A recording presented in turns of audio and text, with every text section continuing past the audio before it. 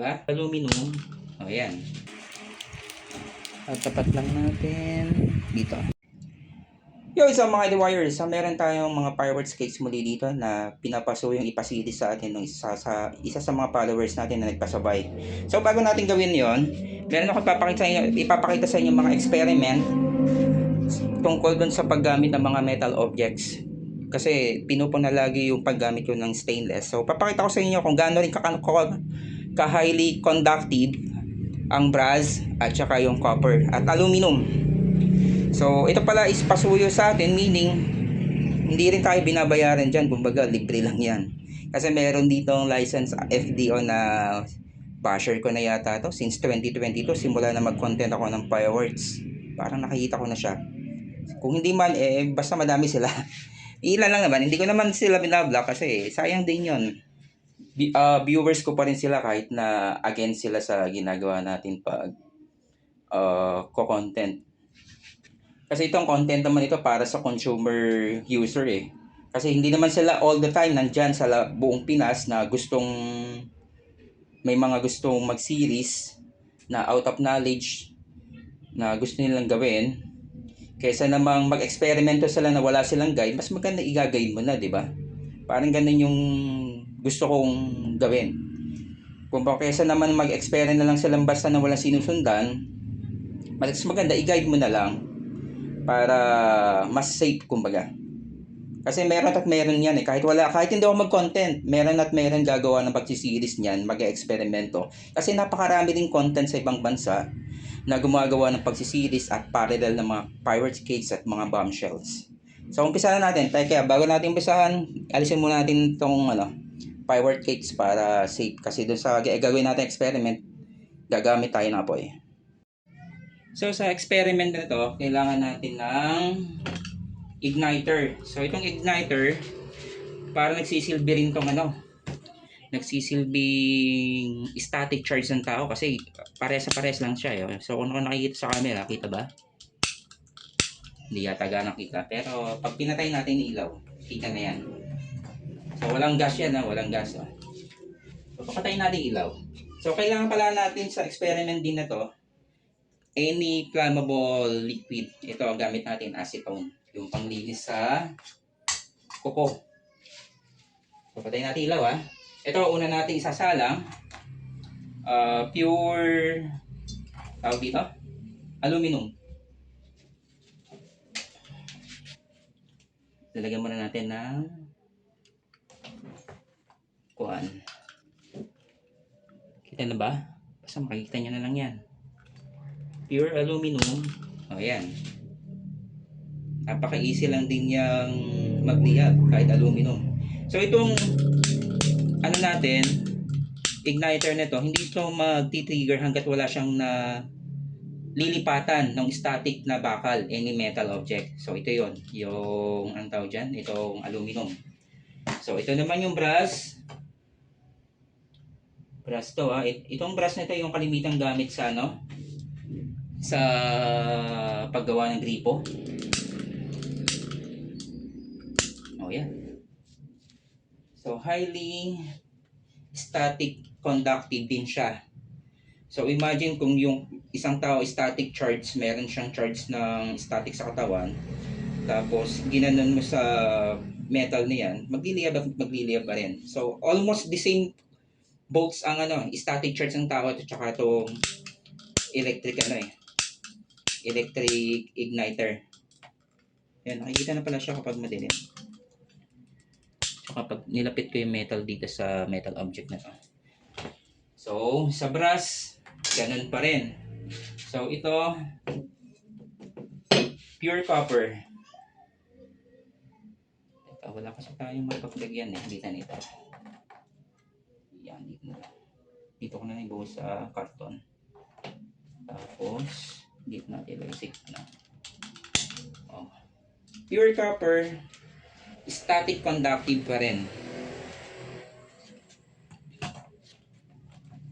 Walang gas yan baka sabihin may gas to Ito yung pang suplete yung suplete na binabala ng malaking cylinder para wala static lang yan.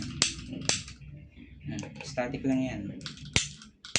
Kita ba sa camera pag ano? Hindi ganang kita sa camera, ano? Pero ayun, napatunayan natin, itong si copper, itong si aluminum, at si pure, tawag dyan, si pure copper is highly conductive talaga ng electric charge. Static charge. So, ganun pa rin. So, meron pang isang pahabol. Baka daw kasi may daya. So, ayan rekta na natin sa itong igniter mismo Wala. Kahit ilagay pa natin dito.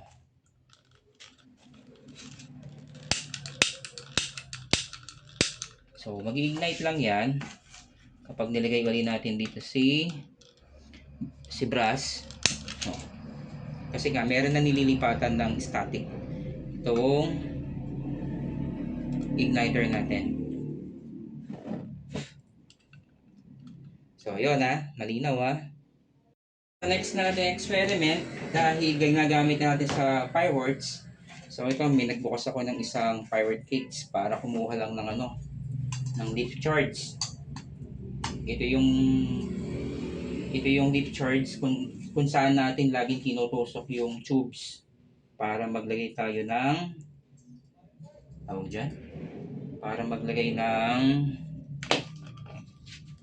mitya ng bis to fuse. So tingnan natin kung magli-layout siya sa static. Yan nakita nyo naman nandito na tayo sa pinakang gitna na. Ayan, sana nakita sa camera yung static. Yan, baka sabihin nyo hindi lumiliyab yan. Teka, kukuha tayo ng palinte. Baka sabihin nyo kasi fake lang yung nilagay kong leaf charge ng bombshell alauna, alas 2, alas 3. Yun yung gamit na leaf charge ng fireworks case. Nagbukas ako ng isang fireworks case para lang kumuha ng kaunting tawag dito, black powder. Dito naman pala tayo sa brass.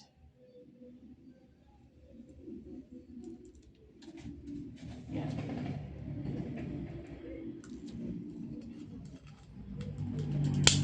Yan sana nakita yung static sa sa camera.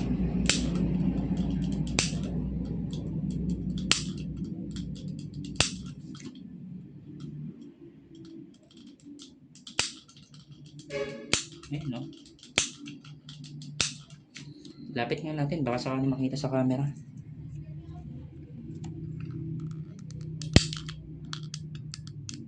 Yun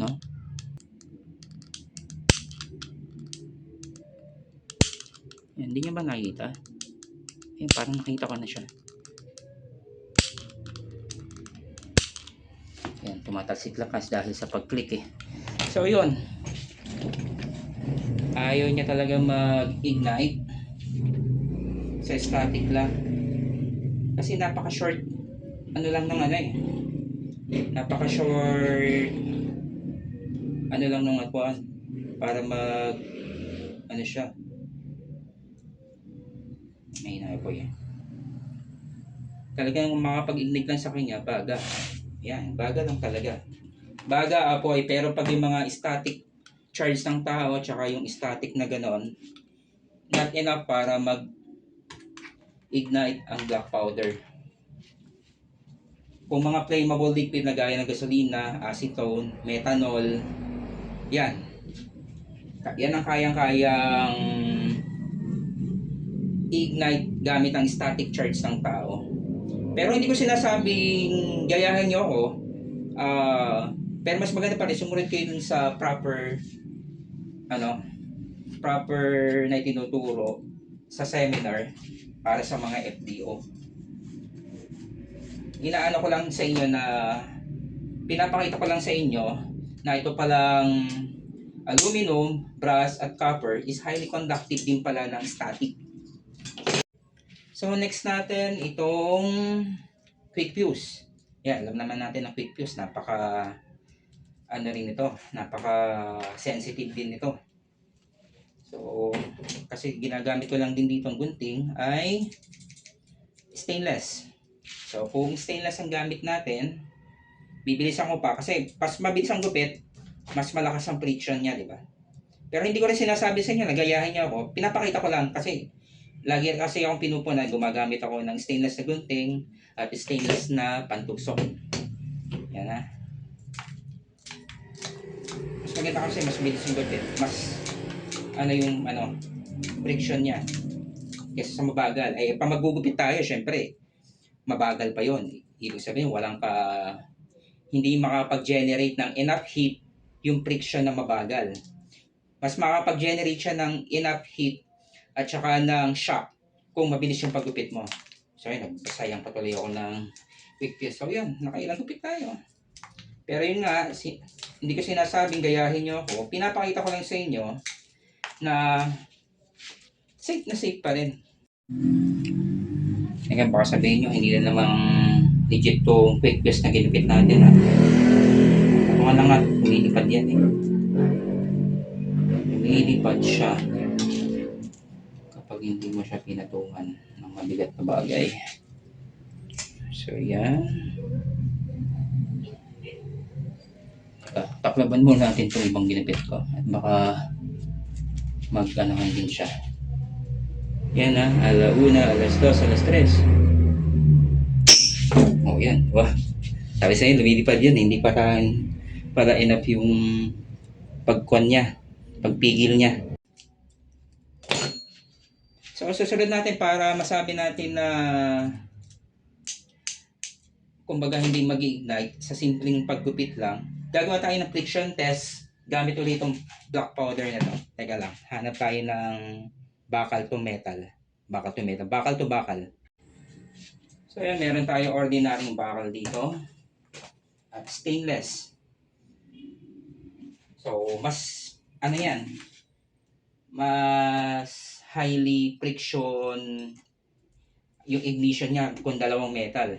Eh ang ginagawa naman natin sa cake, wala siyang ka-tandem, wala siyang ka-friction, wala siyang kakiskisa na bakal. Ayan ha.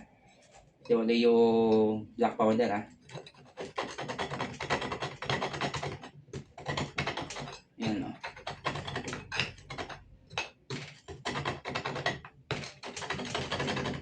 Ayan, kahit napakadami ng isang ginawa natin na napakadiin. So baka sabihin nyo, malaya na naman. Kasi hindi na din natin. Oh, diba? So kahit metal to metal na to, not enough para makapag-ignite pa rin. Mag-ignite siya kapag syempre yung kaskas ka na, eh, gagawin nyo ba yun sa pagsisiris or pag di ba? Tsaka yung excessive na malakas na force ng tawag dito ng yung pukpok yan. Don't possible na mag-ignite yan kung pupukpukin ng malakas. Kaya nga sa paggawa ng whistle bomb, hindi nila ginagamitan ng ng malalakas na malalakas na pukpok. Kumbaga mas mahihina lang ginagawa nila para hindi mag-ignite. Kasi kahit brass or copper or aluminum pa rin ang gamitin nyo, basta napalakas kayo ng pukpok nun, tapos ang patukan nyo metal or object, sasabog yun. Pero kung walang ka-tandem na bakal, kung halimbawa yung floor lang is yung wood, kahit gaano kalakas yung pukpok nyo, hindi mag-ignite yun. Mag-ignite yun kapag metal to metal. Kaya nga madami nagdidiskrasya sa gumagawa ng whistle rocket dahil may spindle yan eh. Hindi pwedeng butas yun eh. Kasi pag friction, yung barena, ayun, isa pa yung cause ng ignition. Pero kasi mga gumagawa ng whistle rocket, barena ang ginagamit. Ilan na yung nabalitaan kong nasabugan sa kamay dahil ginagawa nila yun. Tsaka yung pagpukpok. Ako nung gumagawa pa ako dati, ang gamit ko ay hydraulic press para napaka-safe nun. So yun, magsisiris na tayo dahil tapos na tayo sa ginawa natin experiment. So ang una sa lineup, itong si Silver Dragon. Sunod si 25 shots color beads. At lastly si Orbit Jet. So yung tripod ko kasi pangit, naka-focus sa hindi ako makapaggawa, kaya nilagay ko ulit dito yung camera ko sa harapan ko, sinakbat ko ulit. So dahil 100 shots, so kung susugin niyo ulit dito, so possible nandito siya, kung dito yung tahi niya, kasi ito nakatahi ito, hindi siya yung naka-insert So malaman natin yan kung nandito yung, pag hindi ito yung last tube niya, possible dito kung dito siya nakatuhog, pero kung dito siya nakatuhog, dito yung last niya. So buksan na lang natin para sigurado.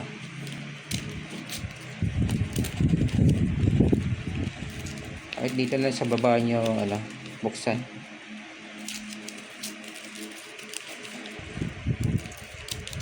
So mukhang nandito nga yung last tube niya. Ayan. So dito na natin dito. Baka naman mali tayo.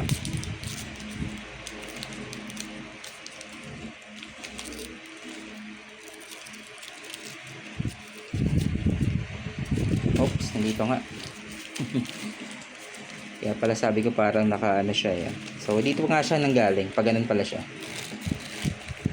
Kaya ang tapos niya dito.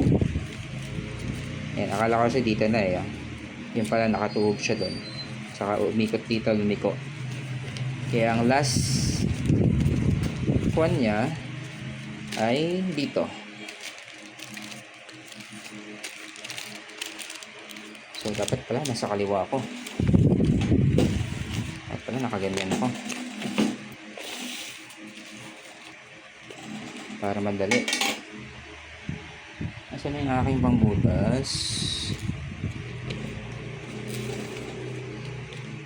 Ba't ko ba ito?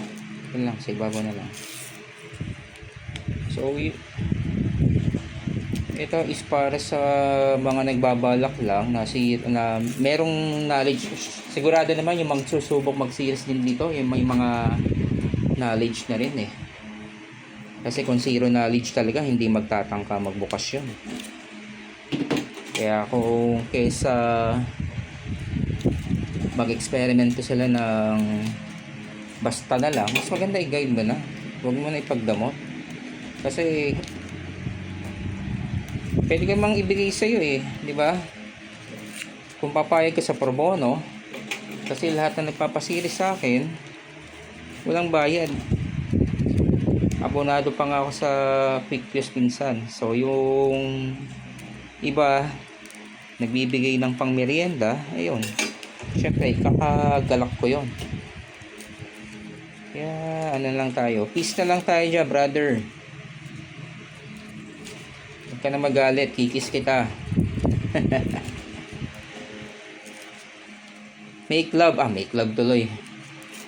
Make peace, not war. Pwede rin make love. Kung gusto mo lumuhod sa akin joke lang. Joke lang, baka mas lalong ma-trigger sa akin to. Baka mas lalong magalit. So yan. So ipapunch na uli natin ito. So yung last tube nya, hindi ka na mahirapan dito sa Dragon kasi nakatahi nga siya, meron na siyang tube, diba? So ayan, may pumupa na rin sa akin dito magamit ng mask, ng packaging tape. So ito kasi kung quality naman yung mga fireworks cake, wala kang dapat ikabahala. Kasi kung faulty product yan, kahit wire yung gamitin mo, tatalsikat na yan. Kahit ang gamitin mo ay yung alambre, papaikot mo dyan. Basta faulty yung product, sa lakas ng lip charge yan, lalo na yung mga large caliber, talsikan yan. Talsikan sa ilalim yan. Kaya ang ginagamit nga ng mga professional shooter, yung may mga budget, nag-iinvest na sila sa ano, nag-iinvest sila sa metal rack ng cakes. At least yun, nakalagay sila sa iba't ibang lagayan, hindi dikit-dikit. Kaya kung sakaling merong isang cake na faulty faulty product siya, yung isang cake lang ang tatalsik. Kung ganto, may isang faulty product, damay lahat. Kaya mas maganda kahit naka-series yan, kasi medyo stable na yan, ano na yan rin, pabigatan nyo na rin sa lahat ng side ng mga hollow blocks or ano pang anything na mabigat na bagay. So yan, binawasan lang pala natin yung first piece nito para kumasya dito sa ano. Oops.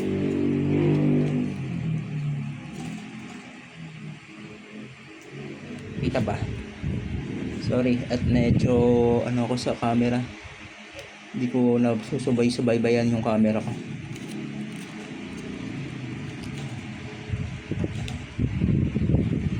Yan, insert ka lang. Pagka-insert, secure ng masking tape. Kaya wala kang tape. Ayan, para hindi siya tumilapon kapag putok ng last tube, secure ng masking tape. Yan. So, shoutout sa mga FDO natin dyan na hindi nagagalit sa atin. Shoutout na rin sa mga FDO na nagagalit sa atin.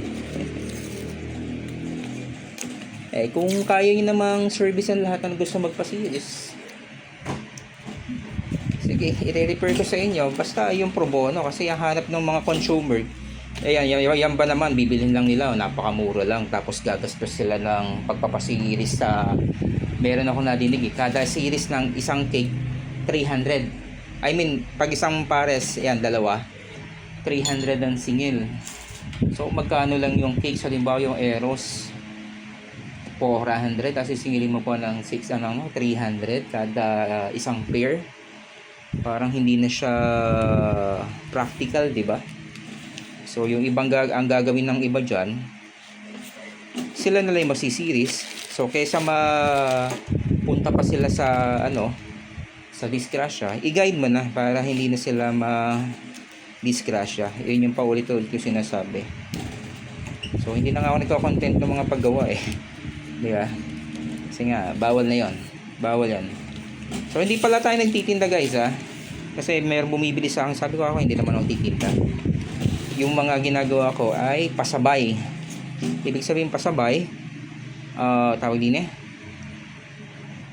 pasabay na yung service fee ng ng sasakyan. Yun lang yung inaano natin.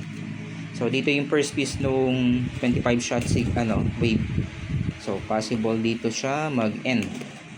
Kung dito naman siya mag-end. So silipin na lang uli natin.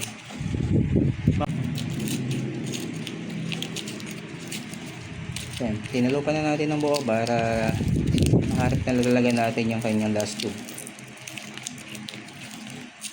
So, ito na. First, dito na. So, yung last tube niya, dito pala talaga. Ano na to? Mukhang ito na yung last tube niya, yung sabay-sabay na lahat. Nakatuhog siya. Yung pang pinale, kumbaga. Kaya nakaganyan siya. Ito, buti pa tong orbit jet na maliit, may second fuse. So, dito na lang tayo tutuhog.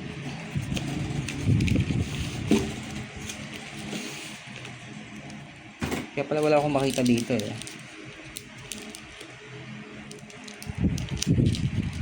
So, possible iba yung pagkakasiris ito. Na nakapaspire yung last tube nito. So, yan, tatapat lang natin.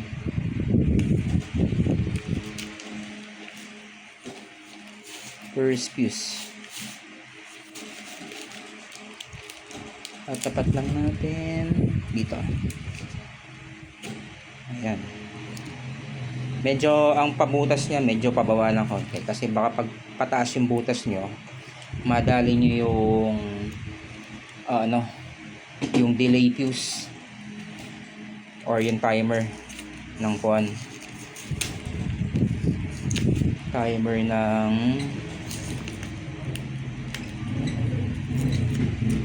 yung canister shell.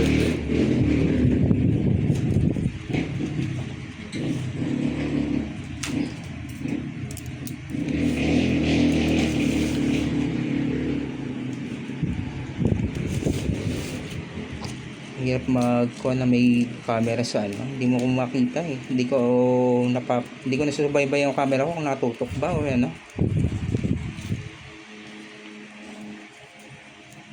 dikit ng tape. So dito tayo sa timbangan nagpatong kasi para nakaupo ako, para hindi ganun kalikot. Pag nakatayo ako mas malikot yung tripod kasi natin hindi ako pwedeng doon, hindi siya pwedeng magtrabaho sa sa harap ng camera. So pwede naman tanggalin yung buong balot para mas madali, para hindi kayo galang mahirapan. So tape na lang muna natin to para hindi gumagalaw. So inulit ko, hindi tayo nagbebenta ng product, nagpapasabay lang. Itong pagsisiris natin wala ring bayad to, pro bono lang yan, pro bono. Ibig sabihin bahala na yung kung magpapamerienda o diba, hindi tatanggapin natin ito. So kung okay sa'yo yung mga tropa ng yung mga FDO at mga sponsor na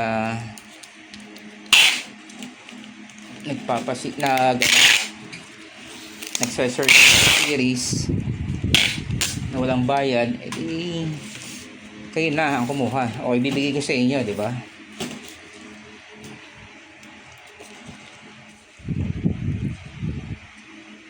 Yan, bawasan lang din kasi sobrang haba so medyo mataas yung yung nito, yung buwan niya. Yan. So secure nyo lang din ng masking tape. Ganda sa Dragon talaga walang balot na yun sa Dragon, kaya wala ka nang babaklasin pa, tatanggalin mo lang sa box.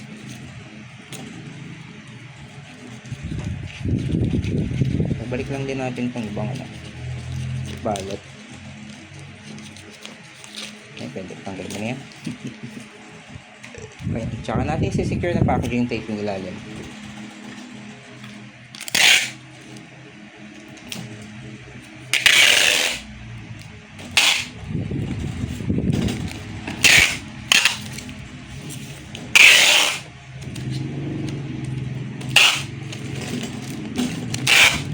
So, haba na pala lang.